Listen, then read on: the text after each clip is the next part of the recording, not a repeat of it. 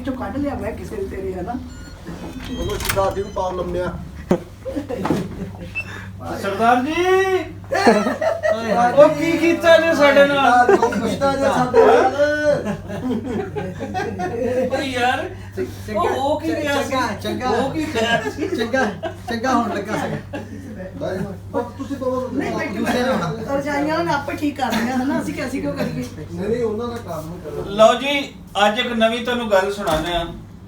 ਕਿ ਸਵੇਰੇ ਸਵੇਰੇ ਸੁੱਤੇ ਪਏ ਸੀ ਤੇ ਸਰਦਾਰ ਜੀ ਦਾ ਫੋਨ ਗਿਆ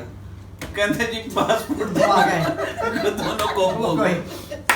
ਇਹਨਾਂ ਨੂੰ ਭੇਜ ਦਿੱਤਾ ਸਾਡੇ ਹੋਸ਼ passport ਗੁੰਮ ਹੋ ਗਏ ਸਾਡੇ ਹੋਸ਼ ਗੁੰਮ ਹੋ ਗਏ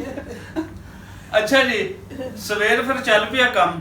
ਫਿਰ ਉਹਨਾਂ ਕੋ ਪਾਸਪੋਰਟ ਕਿੱਥੋਂ ਲੱਭੀਏ ਸੋਚਿਆ ਕਿੱਥੇ ਕਿੱਥੇ ਗਏ ਅੱਛਾ ਇਹ ਕਹਿੰਦੇ ਸੀ ਕਿ 에ਅਰਵਾਈ ਦੇ ਆਫਿਸ ਗਏ ਹੁਸ਼ਿਆਰੀਆਂ ਉੱਥੇ ਰਹਿ ਗਏ ਕਿ ਉੱਥੇ ਹੁਸ਼ਿਆਰੀਆਂ ਕਿਹੜੀ ਤੁਸੀਂ ਉੱਥੇ ਤੇ ਰਜਿਸਟ੍ਰੇਸ਼ਨ ਕਰਵਾਈਏ ਸ਼ਾਇਦ ਉੱਥੇ ਕੀਤਾ ਹੋਊਗਾ ਅੱਛਾ ਜੀ ਫਿਰ ਇਹ ਹੈ ਕਿ ਹੁਣ ਪਾਸਪੋਰਟ ਨਹੀਂ ਮਿਲ ਰਿਹਾ ਹੁਣ ਤੁਸੀਂ ਇਹ ਸੋਚੋ ਕਿ ਇੱਕ ਬੰਦਾ ਯੂਕੇ ਤੋਂ ਆਇਆ ਹੋਇਆ ਹੈ ਤੇ ਉਹਦੇ ਪਾਸਪੋਰਟ ਨਹੀਂ ਹੈ ਔਰ ਕੱਲ ਉਹਦੀ ਫਲਾਈਟ ਹੈ ਤੇ ਤੁਹਾਡੇ ਤੇ ਕੀ ਬੀਤੇਗੀ ਫਿਰ ਤੁਸੀਂ ਟੈਸਟ ਵੀ ਕਰਵਾਣੇ ਆ ਕਿ ਟੈਸਟ ਹੋਣਗੇ ਔਰ ਟੈਸਟ ਵੀ ਜਿਹੜੇ ਆ ਕਰੋਨਾ ਦੇ ਉਹ ਹੋਣੇ ਆ ਇਹਦੇ ਪਾਸਪੋਰਟ ਦੀ ਬੇਸ ਤੇ ਸੋ ਸਰਦਾਰ ਜੀ ਨੇ ਸਾਡੀ ਸਵੇਰੇ ਸਵੇਰੇ ਚੰਗੀ ਦੌੜ ਲਵਾਈ ਹੈ ਪਾਸਪੋਰਟ ਗੁੰਮ ਹੋ ਗਿਆ ਜੀ ਪਤਾ ਹੀ ਨਹੀਂ ਵੀ ਕਿੱਥੇ ਗਏ ਹੁਣ ਅਸੀਂ ਕਿੱਥੇ ਕਿੱਥੇ ਗਏ ਇਹ ਸਾਰੇ ਸੋਚ ਰਹੇ ਸੀ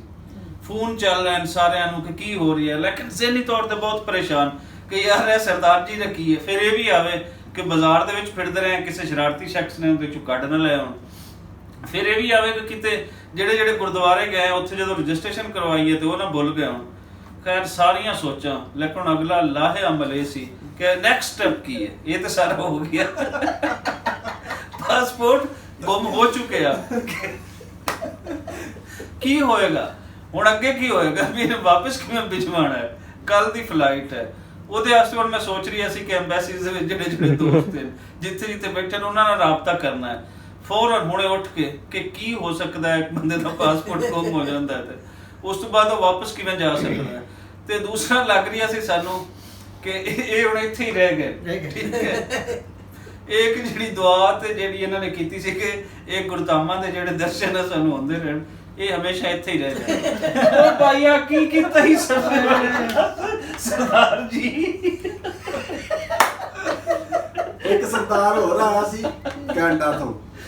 ਉਹ ਆਪਣਾ ਮੋਬਾਈਲ ਲੇਕਿਨ ਪਹਿਲੇ ਮੈਨੂੰ ਦੱਸ ਲੈਣ ਦੇ ਅੱਛਾ ਜੀ ਅੱਜ ਹੋਇਆ ਹੈ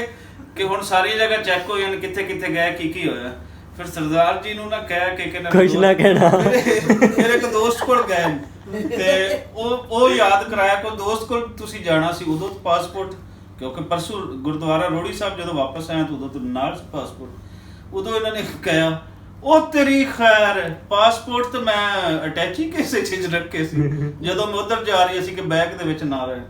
ਤੇ ਕੱਲ ਸਾਰਾ ਦਿਨ ਬਗੈਰ ਪਾਸਪੋਰਟਾਂ ਤੋਂ ਜਿੱਥੇ ਗਏ ਕੱਲ ਕੋਈ ਰਜਿਸਟ੍ਰੇਸ਼ਨ ਨਹੀਂ ਹੈ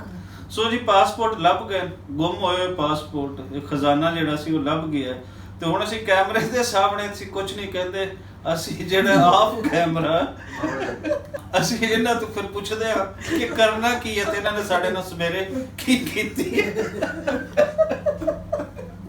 ਅੱਛਾ ਗੱਲ ਕਰ ਰਹੀ ਸੀ ਤੂੰ ਗੱਲ ਸੁਣਾ ਮੈਂ ਸੁਣਾ ਰਿਹਾ ਸੀ ਕਿ ਇੱਕ ਸਰਦਾਰ ਜੀ ਆਏ ਬਾਹਰੋਂ ਹੀ ਉਹ ਆਪਣਾ ਮੋਬਾਈਲ ਝੋਲੀ 'ਚ ਰੱਖ ਕੇ ਨਾ ਇੰਜ ਬੈਠੇ ਹੁੰਦੇ ਸਨ ਤੇ ਉਹ ਭੁੱਲ ਜਾਂਦੇ ਸਨ ਉਹ ਥੱਲੇ ਡਿੱਗ ਪੈਂਦਾ ਸੀ ਤੇ ਅੱਜ ਸਾਡੇ ਨਾਲ ਉਹ ਹੋਈ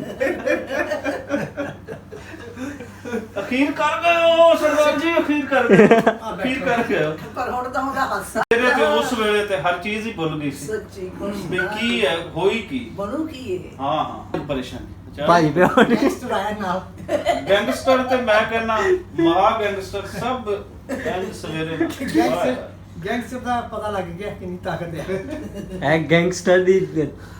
ਸ਼ਕਤੀ ਦੀ ਵਜ੍ਹਾ ਤੋਂ ਸਰਦਾਰ ਜੀ ਮਿਲਿਆ ਸਰਦਾਰ ਜੀ ਦਾ ਪੂਰਾ ਦੱਸਦਾ ਸੀ ਕਿ ਪਾਜਾ ਫਿੱਟ ਕਰਾਉਂਦਾ ਨਹੀਂ ਉਹ ਤੇ ਕਰਦੇ ਜੇ ਬੁਖਾਰ ਸੀ ਉਤਰ ਗਿਆ ਤਬੀਅਤ ਸੈੱਟ ਹੋ ਗਈ ਇਹ ਤਾਂ ਮੈਂ ਕੰਮ 2-3 ਵਜੇ ਸਵੇਰੇ ਕਰਨਾ ਸੀ ਅਖੀਰ ਕਰ ਗਏ ਉਸ ਵੇਲੇ ਪਰ ਇਹਦਾ ਆਪਣਾ ਕੰਮ ਸੀ ਜੇ ਹੁੰਦਾ ਹੋਰ ਕੋਈ ਇਹਨੇ ਤਾਂ ਖਾ ਜਾਣਾ ਸੀ ਵਾਹ ਅਸੀਂ ਸਾਰੇ ਰਾਹ ਗੱਡੀ ਚੱਲਦੇ ਆ ਕਿ ਨਹੀਂ ਗੱਲ ਕਰਨਾ ਚਾਹੁੰਦੇ ਸੀ ਪਤਾ ਥੱਲੇ ਉਹ ਨਹੀਂ ਸੀ ਤੁਹਾਨੂੰ ਆਸਾਨ ਡਰਾਮਾ ਬਣਦਾ ਇੱਥੇ